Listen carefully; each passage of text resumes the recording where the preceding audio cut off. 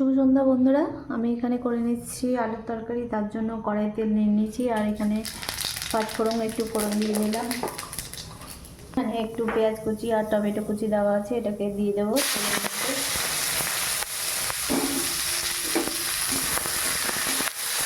নাড়াচাড়া করবো।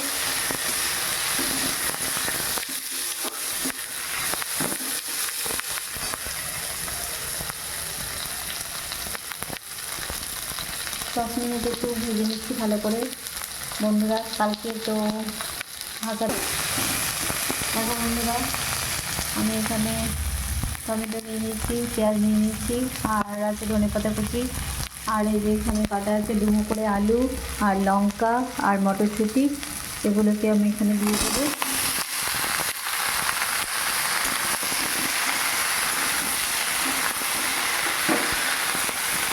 বন্ধুরা, তরকারি একটু না কষা হলে ভালো লাগে না।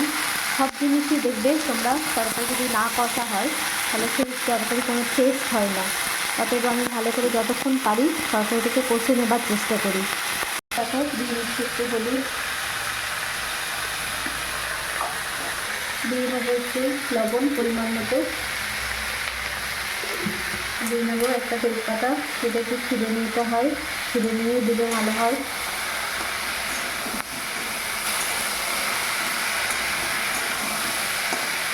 একটু নাড়াচাড়া করে নেবো ভালোভাবে, কষিয়ে নেবো।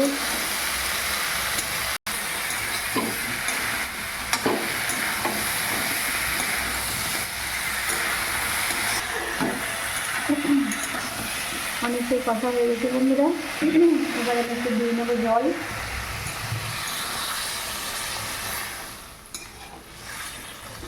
লাগাই তরকারিটা করবো, বেশি জল দেবো না।